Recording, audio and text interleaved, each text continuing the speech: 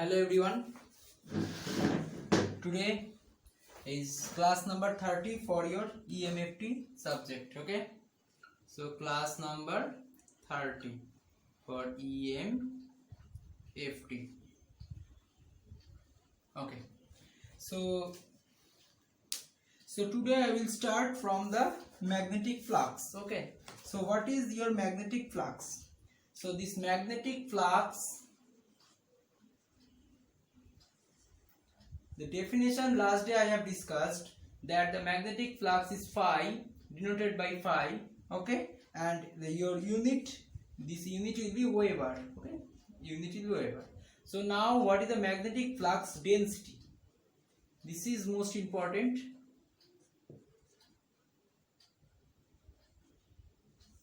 That is, it can be represented by B and it is a vector quantity. Okay, so this B is nothing but your phi by A. Okay, this area, whatever the area and total flux by area. Okay, so right, that means the unit will be Weber per meter square, or you can say Tesla. Okay, so right, in general, for any arbitrarily shaped surface,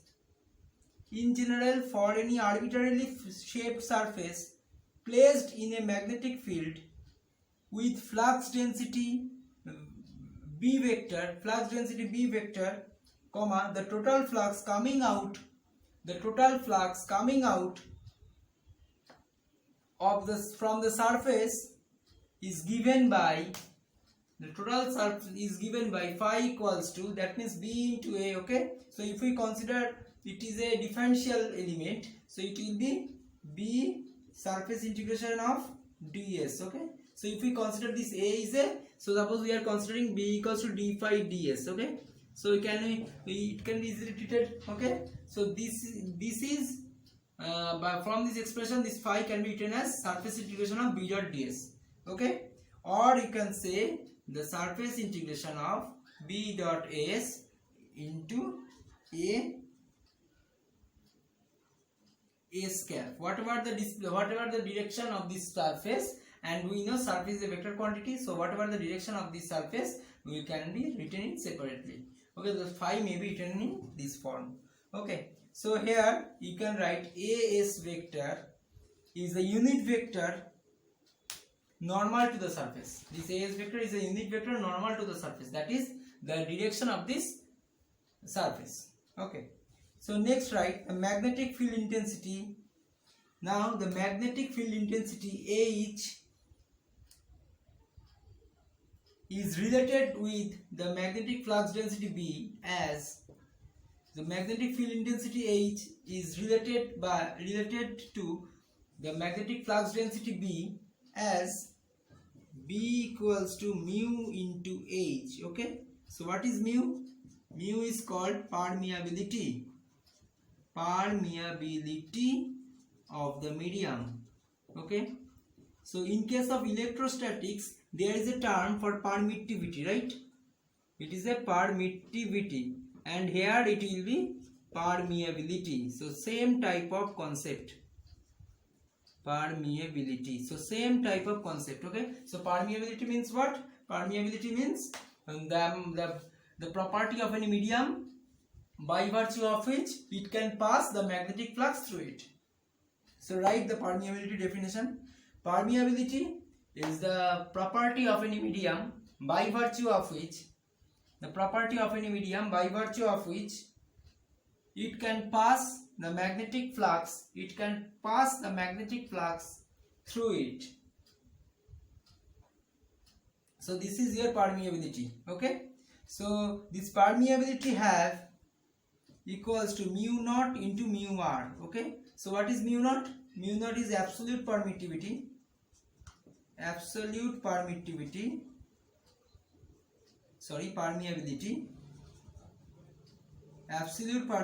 of air or free space. Okay, so this value will be, so mu naught having a value 4 pi into 10 to the power minus 7 Henry per meter. Okay, so Henry per meter, so permeability unit will be Henry per meter. Okay, so absolute permeability of any of air medium or free space will be the value of, you have to remember it, 4 pi into 10 to the power minus 7 Henry per meter. Okay, so and R means relative permittivity, mu R means relative permeability of any other medium,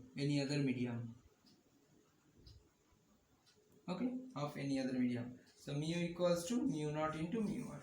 So this relation will be this one. Okay, so now write the CGS unit of magnetic flux. So what is the SI unit of magnetic flux? So SI unit of magnetic flux is Weber. This SI unit of magnetic flux is Weber. Okay, and for CGS it is Maxwell. Okay, in CGS it is Maxwell, remember. So the relation between Maxwell and Weber will be 1 Weber equals to 10 to the power 8 mx. Short form Maxwell can be written in mx. Okay, so 1 Weber equals to 10 to the power 8 mx.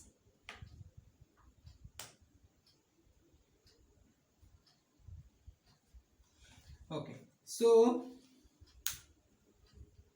now write derivation of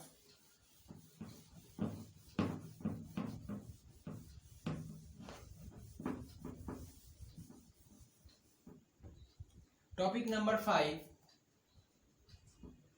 derivation of divergence of B, that is Maxwell's third equation.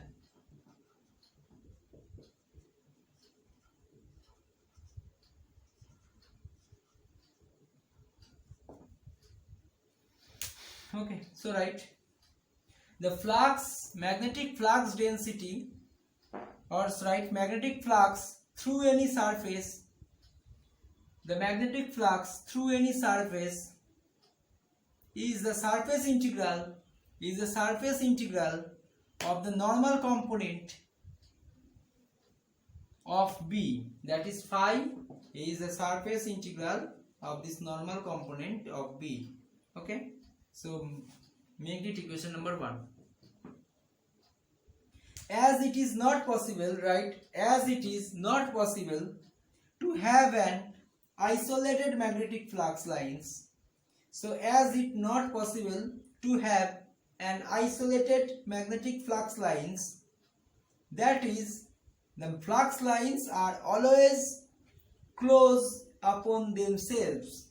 That means what? Always remember, magnetic monopole never exists. Suppose this type of system never exists, that is a magnet which contains only north pole does not exist. Suppose we have a magnet, bar magnet, north pole and south pole. If we break it, then what happens? Two small magnets are there, so individual magnets will have this type of poles. Okay, north pole, south pole, and again north pole, south pole. So this type of, again if we divided them, then again we can found 4 magnetic double pole, that is a north pole over here, north pole, south pole, north pole, south pole, north pole, south pole, north pole, south pole. Okay, so monopole does not exist. That means in case of any system or any magnetic field, there will not, it is cannot be find that, cannot possible to have any flux which is only coming from any port on any pole and never meet any south pole. It is cannot be possible. So obviously if there is any north pole, then the corresponding south pole will also be present. Okay, so that's why, so thus the total magnetic flux through any closed surface, right, the total magnetic flux through any closed surface must be 0. That means the total magnetic flux through any closed surface, so if we close it, so it will be must be 0. Okay, make it equation number 2. Okay, as per my this concept, this phi for any closed phi ENC, you can write phi ENC. ENC means enclosed. Phi enclosed will be must have the value equals to 0. Then write this equation, the equation number 2, right? The equation number 2 is known as the law of conservation of magnetic flux. This equation 2 is known as the laws of the law of conservation of magnetic flux, or the integral form of Gauss's law. This is the integral form of Gauss's law of magnetic field. So this is the integral part of Gauss's law of magnetic field. Okay, remember. So applying the divergence theorem in equation 2. Now we are applying the divergence theorem in equation 2. So after applying the divergence theorem, we have closed surface integration B dot ds can be equals to triple integration of divergence of this vector B over the volume enclosed by this surface. Okay, should be equals to 0. Should be equals to 0. Okay, so now, so if we derivative 3 times of this equation, so the 0 remains 0. Now we are derivating this equation first time, second time and third time. That means after integrating 3 times, it will give divergence of B equals to 0. Okay, this is the term for your Maxwell's third equation. Okay, so write that means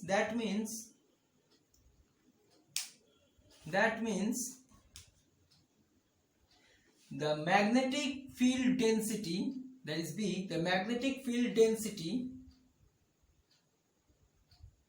is always solenoidal in nature. Is always solenoidal in nature. So what is solenoidal? If any divergence of any vector equals to 0, then this A vector is said to be solenoidal, right? So this B vector is solenoidal. So again we can write, so last class or last time I have given you a relation, that is B equals to what? B equals to mu into H vector, right? This V equals to mu into H vector. So now put it mu naught into H vector. Okay, now you can use any medium, or you can write also mu, you can write mu also. Okay, so mu into H vector should be equals to 0, and that means divergence of H vector also be 0. Okay, and it is, remember, it is a scalar quantity, because divergence of any vector results scalar. Divergence of any vector results scalar. Okay, so divergence of H equals to 0 or divergence of B equals to 0. These two equations actually the Maxwell's third equation. Okay, so this is the Maxwell's third equation. Okay, so right, this is the equation. So make it equation number, suppose this is equation number 3 and this is equation number 4. Okay, so right, equation 3 and 4 are known as the differential form of Gauss's law of magnetostatic field, which shows that magnetostatic field have no source or sink and the magnetic field lines are continuous always. That is, they are solenoidal in nature. Okay, so this is your 5th topic. Now I will move into the 6th topic. Topic number 6.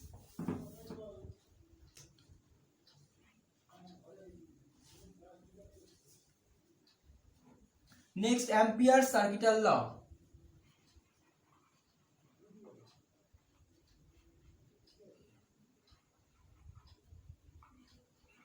Next topic will be your Ampere's circuital law. Right? This law states that the line integral of the magnetic field intensity, H vector, the line integral of that magnetic field intensity H vector around any closed line or around any closed path. That means you have to integrate this H vector over this closed line. Okay, so around this closed line, closed path is equal to the direct current enclosed by the path. That is, whatever the current enclosed by this path, which will be equals to the closed surface integration of H dot dl. Okay, so similarly, the similar equation in case of your electrostatic system, it was closed line integration b dot ds, closed line integration of b, sorry, b not, it will be e dot dl will be equals to your q enclosed, right? So here the same type of equation have this h dot dl equals to I enclosed. Okay, so this is the Ampere circuital law. This is the Ampere circuital law. So applying the Stokes theorem, now you have to apply the Stokes theorem over it. Now we are applying the Stokes theorem over it. So applying the Stokes theorem, so after applying the Stokes theorem, what? The closed line integration will becomes the surface integration, right? So closed line integration becomes the surface integration. Curl of h, not it becomes a curl of h over the surface enclosed by this closed line. Okay, so which will be equals to what? Which will be equals to I enclosed. Okay, and what is I? See, if we consider a surface, suppose we are considering a closed line. Suppose this point A and this point is also B. So a closed line current I enclosed, whatever the current is closing by this line, and the surface which is nothing but your double integration of ds. Okay, double integration of ds. Then your I enclosed can be written in form of, that is close the surface charge density or surface current density into ds, right? Surface current density into ds. So j dot ds. Last class I have discussed that the current can be inscribed any line, can be inscribed by any surface, and can be inscribed by any volume. So if we consider it is a line, then it is line current density called ampere, that is I enclosed, and if it is in the surface concept, then it will be ampere per meter, and if it is volume, then it will be ampere per meter square. Okay, so now this equation holds this relation, double integration of curl of h of ds equals to double integration of j dot ds. This ds is nothing but the same. Okay, this ds and ds, these two ds's are nothing but same surface. Okay, so after integrating we have, or cancelling the integration on both sides, so we have curl of h equals to j. Okay, this curl of h equals to j is nothing but the Maxwell's fourth equation. So from this Ampere's law concept we can derive the Maxwell's fourth equation. Okay, Maxwell's fourth equation. Okay, so that means, so if we consider b equals to mu into h, then we can write h equals to b by mu, right? So b equals to a, so curl of b by mu equals to j vector. So mu can be taken in outside and multiplied with over here. So curl of b can be written in the form of mu into j. Okay, so if we consider it is a air, it is considered as a air medium or vacuum, then mu naught will be taken. So mu naught into, otherwise it can be written in mu normal mu into j, or mu m also, right? Or you can write mu naught into mu r over j. Okay, so whatever you can write, you can wish. Okay, so this type of equation is your Maxwell's fourth equation. Okay, so right, that means the curl of b or curl of h, which will be equals to or which will be proportional with the surface current density. Okay, surface current density. Okay, so now you have to apply the this Ampere's law in for few cases, for different cases. So next day I will discuss the application of Ampere circuital law. Okay, so write down next topic. So now topic number 7, application of